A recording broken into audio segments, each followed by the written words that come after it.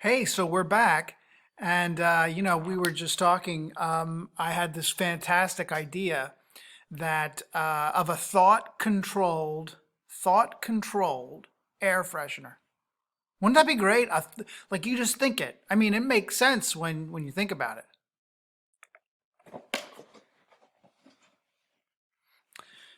Even Jesus is shaking his head.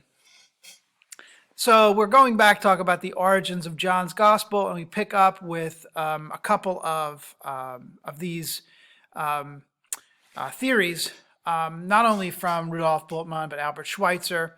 Maybe, and I think this is directly a result of the use of the synoptic materials. Remember, we said that the synoptic gospels, the three synoptic gospels, were the product of the Gospel of Mark, who clearly writes first and independently.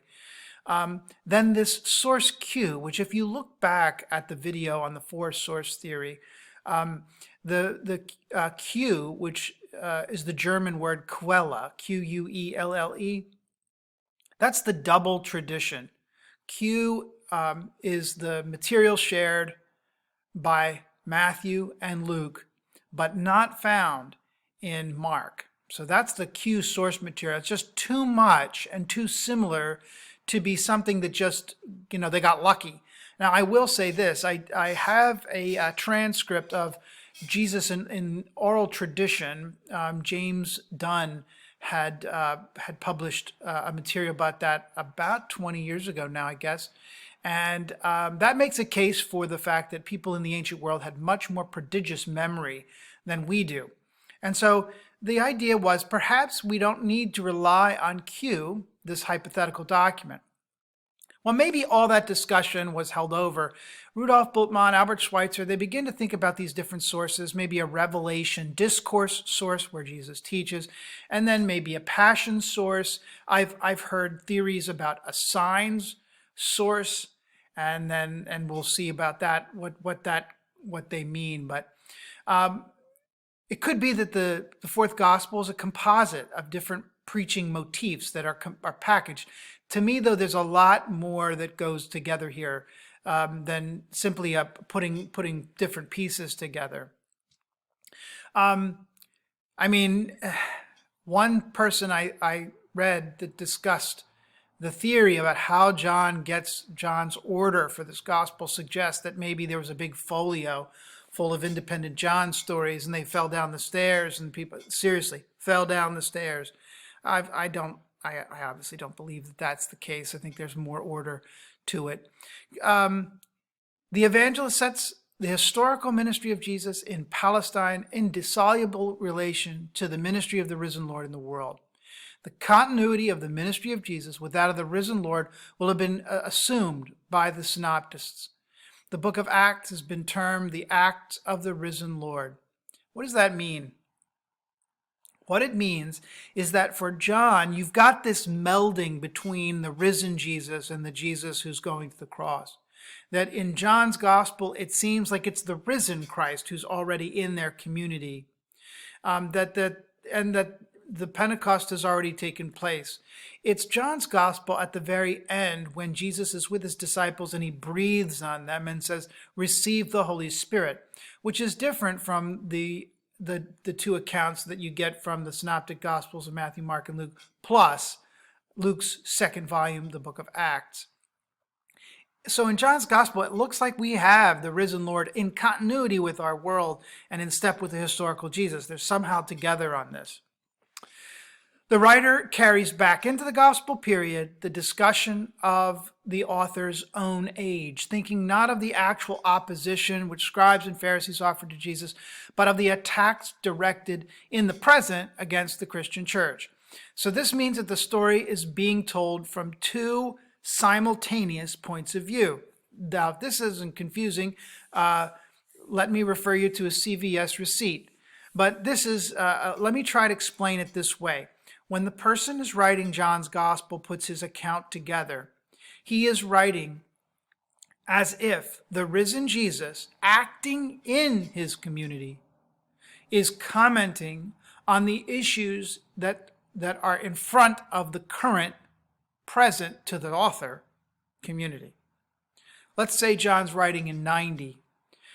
When John writes his gospel in 90, John presupposes that it's the risen Christ who's commenting on events in 90, and John's gospel couches that in terms of Jesus' ministry in Jerusalem and Galilee. So two simultaneous points of view at the same time. Boy, that's hard to grasp, I think. But maybe that will become clearer when you look at it from John's point of view. Now, one thing I will say, that is not to suggest that John's gospel is not an historical source. Clearly, for John, theology was very important.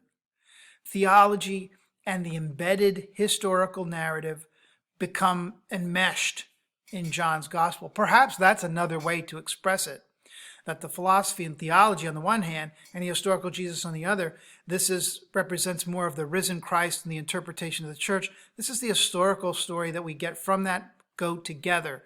And that's probably not a bad way to look at it either. The fundamental issue that determined the form of the fourth gospel is the theological one.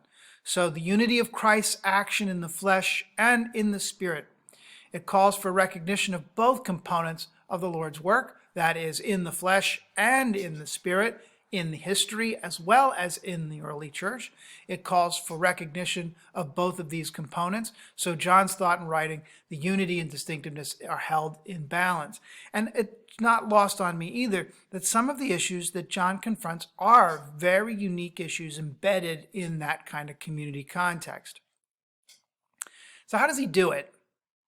How can John the Evangelist become the mouthpiece of the risen Jesus to the contemporary church? Well, John's answer is probably found in John 14, verse 26, where Jesus says, I am going to send to you the Paraclete, the Holy Spirit. The Father will send in my name and teach you everything and to remind you of all things.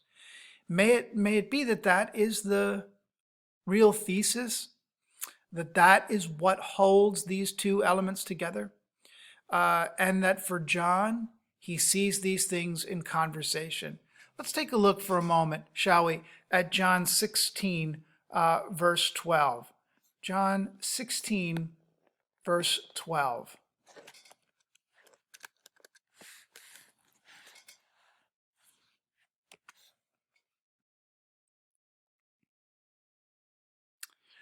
I still have many things to say to you, but you cannot bear them now. When the Spirit of truth comes, he will guide you into all the truth, for he will not speak on his own, but will speak whatever he hears, and he will declare to you the things that are to come. He will glorify me, because he will take what is mine and declare it to you. All that the Father has is mine. For this reason I said that he will take what is mine and declare it to you. Notice these statements. It almost looks like Jesus has he's got a telephone call from heaven going on, and he's talking to God on the phone, and trying to relay that information to the early church in this writing. But he says you can't bear it now. But then the Spirit of truth comes, he'll guide you into all the truth. Well, who's going to give this Spirit of truth? It's Jesus himself. And who will bear witness to the giving and the truth that comes with it? John's gospel. And so perhaps that's what is going on here. Now, there are relationships in the fourth gospel, religious relationships. The Hellenistic traditions of the Logos go way back to Philo, for instance. Philo was a rabbi writing in the first century, right around the same time as the Apostle Paul. Philo is one of those people that you can trace through his history. And he uses the term logos in a way that lines it up with the teachings of Moses. Gnosticism, that big bucket that I don't really like very well, but here it is. Gnosticism, it's just kind of an undifferentiated category, but Gnosticism, the Redeemer myth, as the envoy sent from heaven. There's a lot of parallels with John's gospel and Gnosticism, although it may be something we have to investigate more fully in order to make a determination. Gnosticism, simply put, is that you could ascend the ladder to God by way of training the mind and divesting oneself of material possessions. The spirit world is to be preferred to the earthly physical one. And so anything you can do to ascend that ladder is to be preferred. Of course, Jesus would be the quintessential Gnostic, having given up his own life on the cross. We can talk about the of Nag Hammadi. That is where most of the Gnostic texts are found, at least in their 3rd century iteration, and maybe 4th century. But we can also talk about Docetism. In the earliest church, there already is the implication that, and what is Docetism? It's the idea that Jesus only seemed to be human. That is, he only appeared human in his divinity. And so when Jesus is crucified, his physical body is crucified, but of course the spiritual cannot be crucified or killed. The resurrected Jesus, of course, resumes a fully divine status. Docetism tried to get around the notion that God could suffer in the flesh, or that the flesh might change, and therefore the nature of God might change because of those nails impinging upon the flesh of Jesus in the crucifixion. You have Jewish traditions in the 4th Gospel. For instance, you've got the second Exodus motif in chapter 1. Jesus came, he took on flesh and dwelt among us. The term there evokes the Exodus tent, where God dwells with God's people. The Lamb of God theme is also prominent in a lot of different places. John 6 is one of the strangest chapters, where Jesus talks about, unless you eat my flesh and drink my blood, you don't have any part of me, which is, I still can't make sense of that. But when you look at the Old Testament passage about the manna stories from Exodus, maybe then Jesus comes along as a second divine feeding, and he identifies himself as such. These are ways that Jesus picks up that kind of Old Testament teaching. Jesus has a bunch of I am sayings. I am the bread of life. I am the good shepherd. I am the door of the sheepfold. I am the way, the truth, and the life. These I am sayings unequivocally point back to not only Isaiah, but certainly the introduction of the divine name in Exodus chapter 4, when God says to Moses, Moses is asking for a name, what shall I tell them? And then what does God say to Moses? I am who I am. And when God does that in the Greek, ego eimi, it's very emphatic. And that is, everyone knows that's an emphatic declaration of the name of God. That's the translation. When John's gospel chooses to put these terms in Jesus's mouth, the same sets of terms appear. Ego eimi, I am. There are rabbinic sources that you can trace out.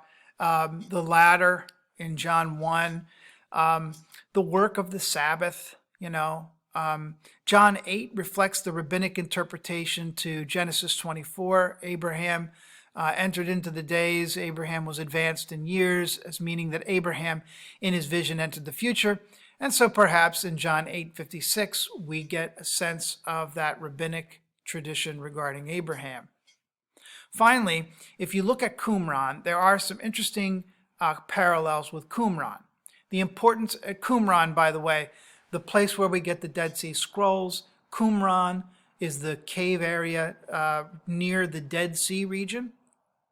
And in the Dead Sea Scrolls, the Essenes are the characters here who probably are responsible for those scrolls. You could see the interpretation, the importance of community in John's Gospel kind of has its analog in the Dead Sea Scrolls. Its critical point of view about the temple and its leaders. This realized kingdom, Jesus brings the kingdom. It is here. It's a spiritual kingdom, a connection with the Holy Spirit. Even the Dead Sea Scrolls had this interesting Holy Spirit theology. And finally, dualism, this light-darkness motif. Is interesting, the evil and the good in John's Gospel. These are some of the ways in which John's Gospel points forward. We're going to look at some texts and representative features. Hey, thanks for listening. We'll see you next time.